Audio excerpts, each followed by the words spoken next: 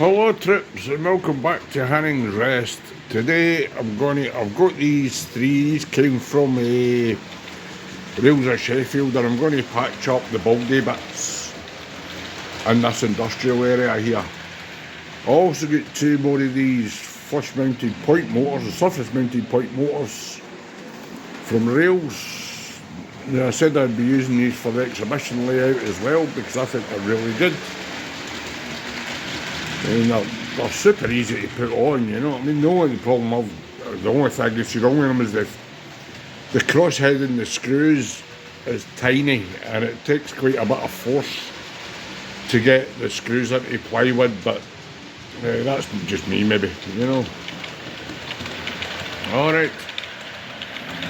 Now another thing, I won't be doing any of the ballast up round about here, because I ordered a two-lane engine shed to go here. Unfortunately, the guy who was on eBay sent me a three-lane one, so what I'm going to have to do now is put an extra lane in here to accommodate this model. Now, I'll show you the model once I get round to doing it, but I'm not going to show you it now. It looks quite a good kit though. Alright, so I'll show you what I'm going to do. First of all, I'm going to mix up these three different kinds of ballast that I've got. I've got grey blend, grey and buff. Now what I tend to do is put the three of them together and mix them all up. It gives it a more interesting effect, I think, even before you go to weather it. Alright. Right guys, as you can see, I've scientifically and very carefully measured these to approximate a third each. Alright, so they're on the one bottle. Now what I'll do is I'll get a shake and then we'll see what it looks like. Then that's it. After a couple of minutes I shake them, only even that, a few seconds. So, I mean, it's not mixed thoroughly, but hey, who cares? Right, what I'll do now is I'll decant it into my wee spreading tray, and then I'll get round to putting some of this on. Alright. Right guys, I've put it into this wee tub now. I've got my spoon and the wife's makeup brush, and I'll start here where it's a wee bit kind of thin, just in a bit here. Alright. Right now, as you can see, I've brought the level of that up. So what I'll do now is I'll apply my isopropyl alcohol and then my PVA water mix on top of that. Alright. Right guys, here goes with the NPA.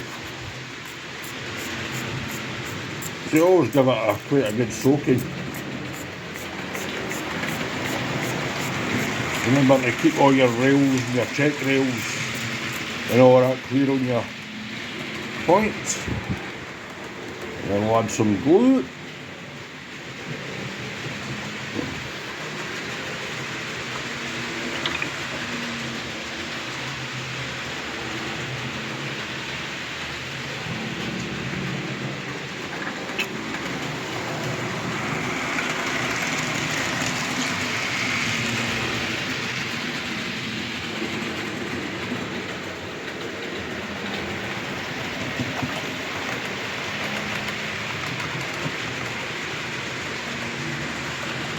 That should be plenty. Right, I'll go on and do another couple of bits. I've got a couple of different techniques to use because I've got bulgy bits in the middle here. Alright, I'm just checking to see where it's needed most.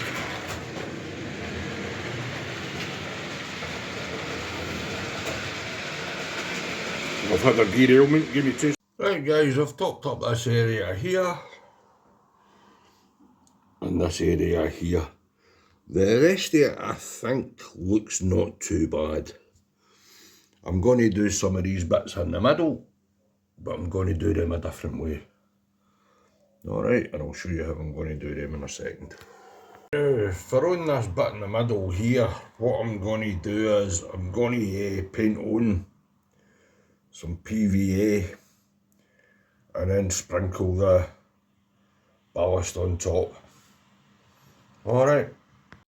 Right, as you can see, I've spread out some PVA with a brush up to there. So what I'm going to do now is I'm going to just sprinkle some on using my trusty spoon.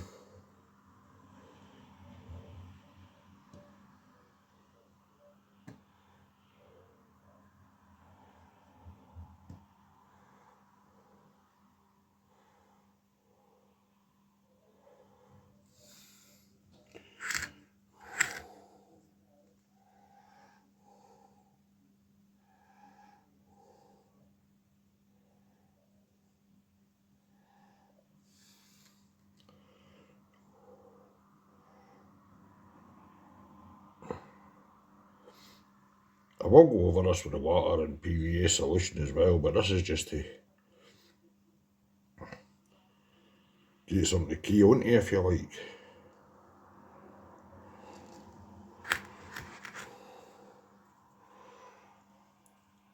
I just love ballasting, not.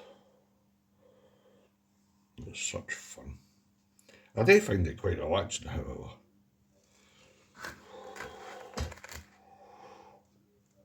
It doesn't do my nothing like some things do, but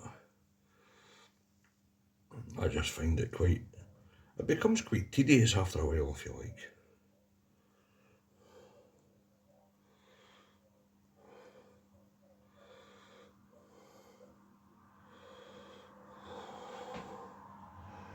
Right. We'll smooth that out now and we'll see how it. That's all smoothed out with the makeup brush, just dabbed lightly on top. These bits here, I'm going to leave them because I'm going to put some soil in there and weeds and stuff like that, you know. This bit here, I'm going to put some more ballast in, but I'm going to leave a bit kind of in the middle, like for weeds and overgrowth and all that kind of nonsense. Same with here. I don't know if I'm going to keep a wee hut there or not. I don't think so. I might. We'll see. Alright, so that's that section and all. Right, back to doing this. So what I'll do is I'll spread the glue on this in the usual way.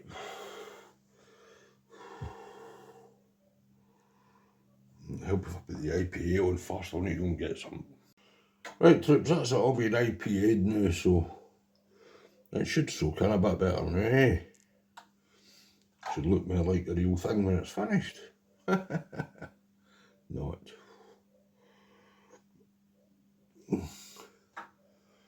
What a week it's been in this hobby, eh? People bullying other folk and people having to, well, feel that they have to take their channels down when they really don't need to, because bullies are just small-minded people. I've got absolutely no time for them. I have unsubscribed to 2 channels because of bullying. Well, in fact, more than that, it's actually 3. One was a while ago. It was an old guy who abused people because of their appearance and their sexuality and stuff like that, you know. But to bully somebody because they bought a layout with the intentions of doing it up, using their own skills and stuff like that, is completely and utterly wrong. And calling out people using their names when that person never mentioned any names, I find is quite disturbing. And I think it's through jealousy. Now, there's people all about grifters and stuff like that, folk looking for to do this to make money. Now, I don't do this to make money. I do this primarily to chart my attempts at building a model railway. But the other thing that I try and do is show people that have got no skills whatsoever, like me, that this can be done, and they can have fun doing it. So what I would say, see anybody that wants to bully anybody, keep your opinions to yourself. They're not needed, they're not wanted, and there's absolutely no place for them in this hobby. Now there's 2 channels that have lost a member, one of which I was a paying member of, and I've also left a Facebook group because I don't agree with bullying people. Whether you think that these people were bullying you or not,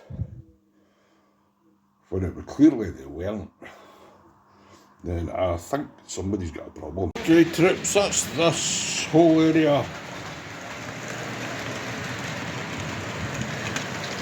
been done as far as ballast is going, as far as I'm concerned, I think. I've cleared a wee bit here for this point motor here, and this point motor here. The X's are where the wires are going to go through. I'll maybe do that in the next video because I can't get us wiring up another couple of points tonight. That point needs a wee brushed in, very clean off. But other than that, that's about it.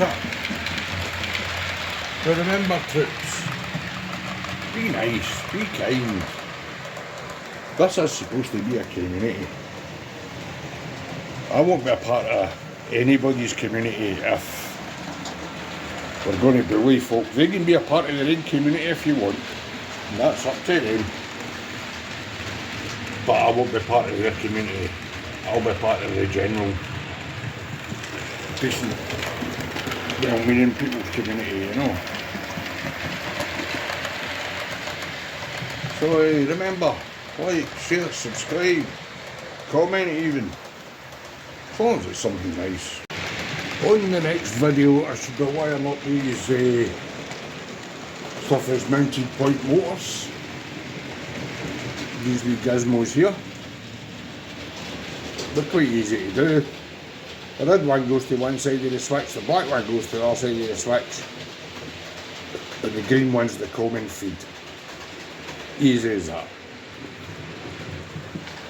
I'll also maybe be weathering the ballasts in between the tracks on this side and the wee bit that are repaired on the other side.